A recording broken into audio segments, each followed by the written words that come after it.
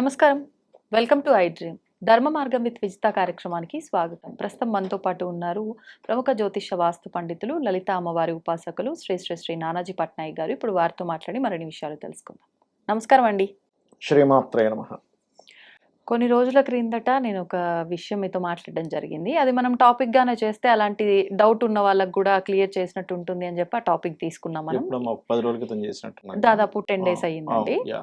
ఏంటి అంటే కళలు సహజంగా ఎవరికైనా వస్తుంటాయి. కానీ కొన్ని కళలు రావటం వల్ల వాళ్ళ లైఫ్‌లో ఏదో ఒక ఇబ్బంది జరుగుతుంది అని చెప్పి అనిపిస్తూ ఉంటుంది. యా. దాని గురించి నేను అడిగాను. గేదెలు ఎక్కువగా కల్లోకి రావటం వల్ల, తరచుగా రావటం కానీ, గుంపులుగా అలా రావటం వల్ల ఏమైనా ఇబ్బంది జరుగుతుందా అని. అది నేను ఊరికే ఏదో ప్రశ్నగా అడగలేదు. నిజంగా ఒక వ్యక్తి వచ్చిందేమో.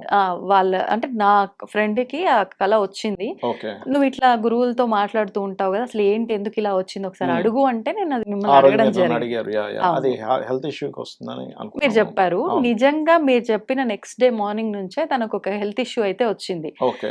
ఆ తర్వాత ఒక 2 days కి తను కాల్ చేసి నాకు చెప్పింది, నువ్వు చెప్పింది నిజమే, ఇట్లా హెల్త్ ఇష్యూ వచ్చింది, అసలు ఎవరు చెప్పారు, నిజంగా అంటే ప్రతి మనిషి విషయంలోనూ ఇలాంటి ఇబ్బందులు వస్తూనే ఉంటాయి, ఆరోగ్య సమస్యలు. అసలు కళకి ఆరోగ్యాన్ని ఇబ్బంది రాబోతుంది అని ఇండికేట్ చేసే అంత శక్తి ఉందా, అసలు ఇలా ఎలాంటి కళలు మనకు వచ్చే ఆపదల్ని తెలియజేస్తాయో కూడా వివరంగా తెలుసుకోమని చెప్పి ఒక ఐడియా ఇచ్చింది. అవునా? ఒకసారి దాని గురించి మాట్లాడుకుందాం. తప్పకుండా. ఫస్ట్ ఆఫ్ ఆల్ ఏంటంటే ఆ రోజు మీరు అడిగారు, ఇప్పుడు నాకు మీరు అంటే గుర్తొస్తుంది. అవును, అప్పుడు నేను ఎవరికైనా వస్తే చేసుకోవచ్చండి అని గజేంద్ర మోక్షం మీకు పంపించారు. షేర్ కూడా చేశాను. పంపించారు. ఇది ఒకసారి చేసుకోమనండి, బాగుంటుంది అని. ఫస్ట్ 2 days తను వినలే, ఇబ్బంది వచ్చిన తర్వాత. ఆ తర్వాత నాకు ఫోన్ చేసిన తర్వాత నేను చెప్పడం వల్ల అది వినుంటే రాకపోవును, నువ్వు వినలేదు కాబట్టి వచ్చింది అంటే, విన్న తర్వాత కొంచెం ఇబ్బంది రిలీఫ్ వచ్చింది. ఖచ్చితంగా. గజేంద్ర మోక్షం గాని, త్రిజట స్వప్న వృత్తాంతం గాని, రామాయణ మహాభారతాలు ఏది విన్నా ఖచ్చితంగా ఆ దోషం అనేది తగ్గుతుంది. ఓకే.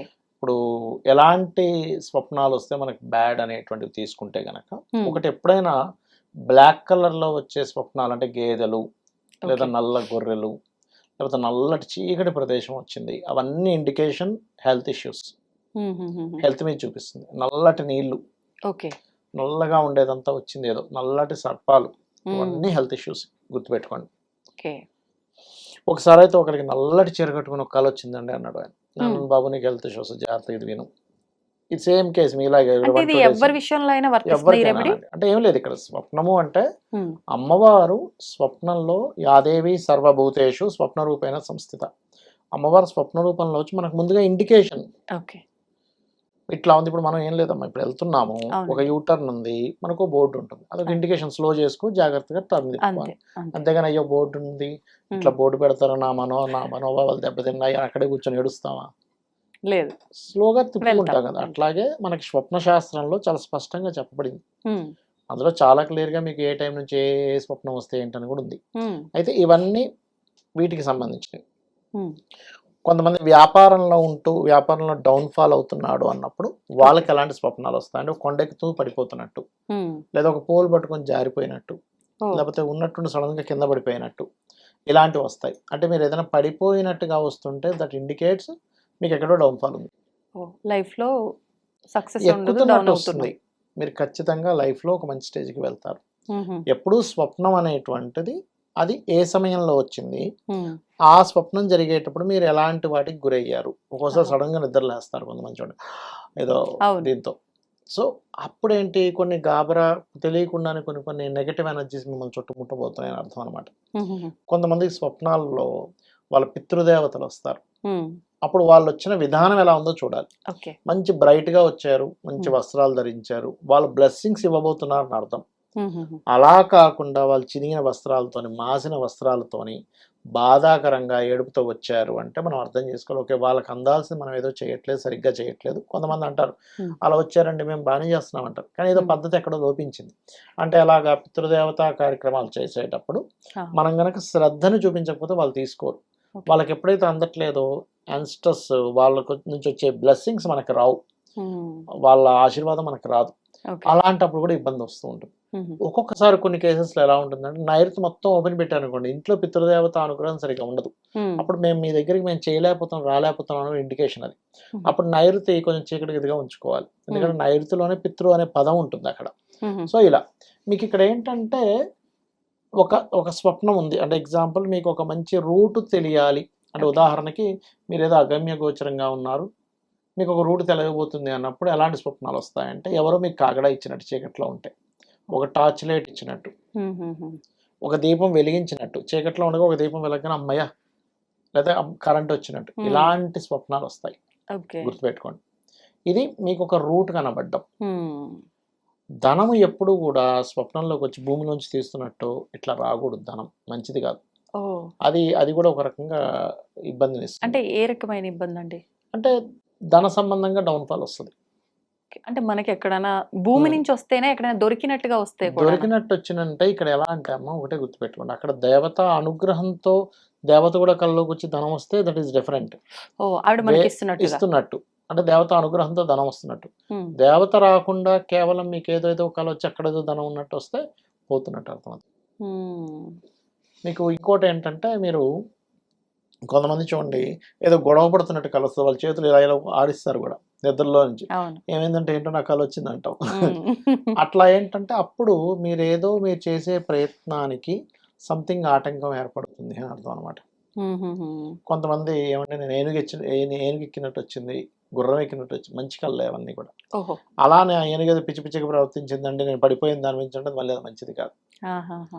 ఒక ఉన్నత శిఖరానికి వెళ్ళబోతున్నారు ఒక మంచి పోస్ట్ రాబోతుంది అర్థం అనమాట ఉమ్, ఇక్కడ ఎప్పుడు కూడా స్వప్నం ఏ సమయంలో వచ్చింది ఉమ్, రాత్రి సమయంలో 9:10 నుంచి 12 మధ్యలో వస్తే సంవత్సరం పడుతుంది అది బ్యాడ్ ఆర్ గుడ్ ఓ ఆ రోజు నేను మీకు అది కూడా చెప్పా ఏ చెప్పారు. సమయంలో వచ్చిందంటే అంటే నేను ఏమన్నా ఈ 1 వీక్ లో చూపిస్తుంది దాని ఎఫెక్ట్ అన్న అవును అంటే లేచే ముందే వచ్చింది వచ్చింది 5 to 6 అంటే మధ్యలో అని 1 చెప్పారు. వీక్ లో అయిపోద్దండి దాని ఎఫెక్ట్ అన్న అవును అన్నారు. నిద్ర లేస్తూ వస్తే 1 వీక్ అండి 1 వీక్ 2 days 1 dayనే పట్టింది. 1 డే అంటే ఆ లోపల అయిపోద్ది దాని ఎఫెక్ట్ అలా కాదు ఇంకా నిద్ర లేవలేదు కానీ తెల్లవారుజామున 5 to 6 టైంలో వచ్చింది అది కూడా 10 to 15 days ఓకే 3 to 5 మధ్యలో వచ్చింది Hmm. అప్పుడు ఒక 1 month 2 months 3 months ఒక్కోసారి అట్లా పడుతుంది ఓకే కానీ మీకు మధ్యాహ్నం అర్ధరాత్రి 12 నుంచి 3 మధ్యలో వచ్చింది 3 to 6 monthsలో అవుతుంది దాని ఎఫెక్ట్ అది గుడ్ ఆర్ బ్యాడ్ ఓహో అయితే ఒకటే గుర్తుపెట్టుకోవాలంటే మీకు బ్యాడ్ స్వప్నం వచ్చింది అంటే ఉమ్, కాళ్ళు చేతులు కడుక్కొని దైవనామ స్మరణ చేసుకొని నిద్రపోతే ఇంకో మంచి స్వప్నం వస్తే ఈ బ్యాడ్ స్వప్నం యొక్క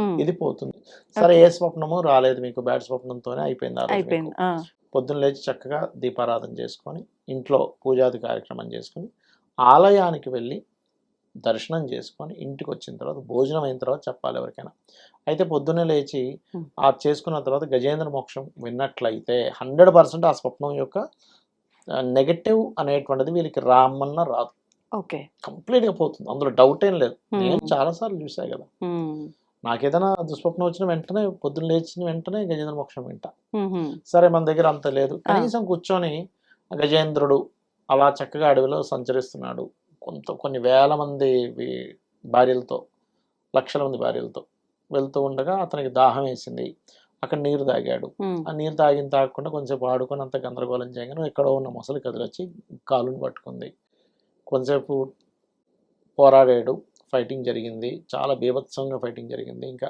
చేతులు ఎత్తేసి ఆ యొక్క మహావిష్ణువుని శరణ వేరాడు మూల పరమాత్మ ఎవడో అనుకొని అప్పుడు ఆ విష్ణువు సిరికించప్పుడు శంఖచక్ర యుగం నుంచి ఏదో సంధింపడనట్టుగా అక్కడి నుంచి అట్టగా వచ్చేసాడు ఉమ్, కాపాడాడు అవును.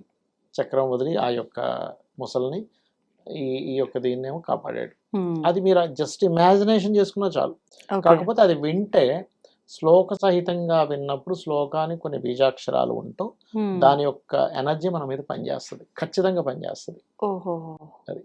అంటే ఇది చిన్న పిల్లలకి వచ్చినా కూడా కన్సిడర్ చేయొచ్చు అంటారా అండి? చిన్న ఎవరికైనా పిల్లలు దేవుళ్ళతో సమానం అంటారు కదా. దేవునితో సమానమే కానీ చిన్నపిల్లలకి హెల్త్ ఇష్యూ రాకుండా ఉండదుగా ఆ, అంటే చిన్నపిల్లలకి దేవునితో సమానం అంటే వాళ్ళని మనం అంత కేర్గా చూసుకోవాలని ఓకే అంటే వాళ్ళలో ఎటువంటి కల్మషం ఉండదు ఉమ్, ఓపెన్ గా ఉంటారు ఉమ్. అందుకని ఎందుకంటే దేవుడు అలా ఉంటాడు కాబట్టి చిన్నపిల్లలు దేవుడితో సమానం అంటారు అంటే మనం ట్రీట్ చేసే ఇప్పుడు విధానం అలా చిన్నపిల్లలు ఉండాలా? దేవుడితో సమానమే కానీ హెల్త్ ఇష్యూ రాకూడదు మరి అలా అయితే అదే. చిన్నపిల్లలకి జ్వరం ఎందుకు వస్తుంది ఉమ్, హెల్త్ ఇష్యూస్ ఎందుకు వస్తున్నాయి హాస్పిటల్కి ఎందుకు పట్టుకెళ్తున్నాం వాళ్ళ మనసు దేవుడితో సమానం ఉమ్. వాళ్ళ శరీరం దేవుడితో సమానం కాదు. ఓకే అప్పుడు వాళ్ళకు కూడా వినిపించాలి వినిపిస్తే exactly. రిజల్ట్ ఉంటుంది. మంచి రిజల్ట్ వస్తుంది ఆ చిన్నపిల్లలకి పెద్దగా భయపడాల్సిన పని లేదు బట్ చెప్తున్నా ఓకే ధన్యవాదాలండి. శ్రీమాత్రే నమః